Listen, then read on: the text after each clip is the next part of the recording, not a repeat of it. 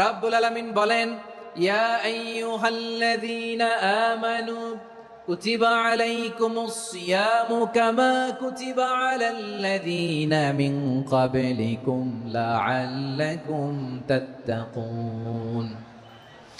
আল্লাহ বলেন, ও বিশ্বাসীরা শোনো শোনো, তোমাদের জন্য সিয়ামকে ফরজ করা হয়েছে, ঠিক যেমন ভাবে তোমাদের পূর্ববর্তী উম্মতদের উপরও সিয়ামকে ফরজ করা হয়েছিল, লাআল্লাকুম তাত্তাকুন, যাতে করে তোমরা সবাই মুত্তাকি হতে পারো। সুবহানাল্লাহ বলেন, যাতে করে তোমরা আল্লাহ সচেতন হতে পারো। তাহলে সিয়ামকে, এই সামনে যে রমাদান আসতেছে আমার প্রিয় ভাইয়েরা, এই পুরো রমাদান ব্যাপী সিয়াম সাধন করা, সিয়াম পালন করাকে আমাদের জন্য ফরজ করে দিয়েছে কে? রমাদানের রোজা রাখার নফল নাকি? রমাদানে সিয়াম পালন করা কি নফল? সুন্নাত। তাহলে কি ফরজ? আওয়াজ করে বলেন, রমাদানের রোজা রাখা কি ফরজ? এটা শুধু আমাদের উপরই ফরজ না, আমাদের আগে যত জাতিগোষ্ঠী পৃথিবীতে এসছে সবার উপরে সিয়াম পালনকে ফরজ করেছে কে?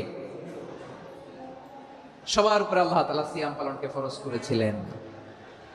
তবে ধরনটা ভিন্ন ছিল, এক এক জাতিগোষ্ঠীর জন্য এক এক ধরনের ছিল। আমাদের জন্য সিয়াম ফরজ টানা 1 মাস 30 দিন বা 29 দিন। কোন কোন উম্মতের উপর 30 দিন না, মাত্র 3টা রোজা ফরজ ছিল। কয়টা? আওয়াজ করে বলেন। আপনাদের কি মনোযোগ আছে না গেছে? পান করতে পারবে, স্ত্রীর সাথে মেলামেশা করতে পারবে, একটা আশুরার রোজা। কোন কোন উম্মতের জন্য 10টা। কোন কোন উম্মতের জন্য রোজা ফরজ ছিল মৌনতার রোজা, আরবিতে বলে সওমুল ইনসাত, মানে সারাদিন খেতে পারবে, পান করতে পারবে, স্ত্রীর সাথে মেলামেশা করতে পারবে, কিন্তু কথা বলতে পারবে না। কথা বললেই তাদের রোজা ভেঙে যেতে। পড়েন সুবহানাল্লাহ। কি অদ্ভুত ব্যাপার! মৌন সম্মতির রোজা। যেমনটি সাইয়্যিদাতুনা মারিয়াম আলাইহিস সালাম বলেছেন, ইন্নী নাযারতু লির-রাহমানি সাওমা ফালান উকাল্লিমাল ইয়াওমা ইনসিয়া।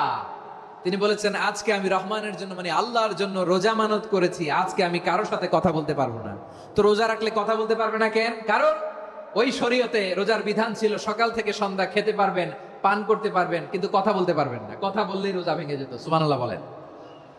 তাহলে সব জাতিগোষ্ঠীর উপরে রোজা ফরজ ছিল, কিন্তু ধরনটা ভিন্ন ছিল। মজার ব্যাপার হচ্ছে, আপনি বর্তমানেও বিভিন্ন ধর্মের দিকে তাকান, বৌদ্ধ ধর্ম, হিন্দু ধর্ম, খ্রিস্ট ধর্ম, তাদের মধ্যেও রোজা আছে। ইংরেজরা, খ্রিস্টানরা এটাকে বলে ফাস্টিং। কি বলে? ফাস্টিং। আমাদের হিন্দু ভাইয়েরা বলে উপবাস। তারা কি বলে? উপবাস। আবার এখন আন্দোলনেরও একটা মাধ্যম হয়েছে এটা, না খেয়ে থাকা। এটারে বলে অনশন। এটারে কি বলে? অনশন ধর্মঘট। মানে আমাদের দাবি না মানলে আমরা খাবো না, রোজা রাখলাম। আছে না নাই? তারপরে আধুনিক বিজ্ঞান এটার একটা নাম দিয়েছে না খেয়ে থাকাকে, অটোফিজি। কি বলে? অটোফিজি। জাপানের এক চিকিৎসা বিজ্ঞানী এই অটোফিজির উপর গবেষণা করে সে নোবেল পেয়েছে। সুবহানাল্লাহ পড়বেন না?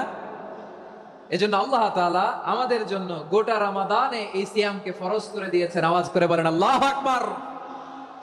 রাব্বুল আলামিন বলেন, ইয়া আইয়ুহাল্লাযীনা আমানু কুতিবা আলাইকুমুস সিয়াম, সিয়ামকে তোমাদের উপরে ফরজ করা হয়েছে, কামা কুতিবা আলাল্লাযীনা মিন ক্বাবলিকুম, যেমনি তোমাদের পূর্ববর্তীদের উপর রোজা ফরজ করা হয়েছিল, লাআল্লাকুম তাত্তাকুন, যাতে করে তোমরা আল্লাহ সচেতন হতে পারো, যাতে করে তোমরা মুত্তাকি হতে পারো। লাআল্লাকুম তাত্তাকুন, যাতে করে আমরা আল্লাহ সচেতন হতে পারি, আল্লাহ কনসিয়াসনেস আমাদের মধ্যে গ্রো করে। এটা হচ্ছে রোজার prime objective, the prime objective of Siam.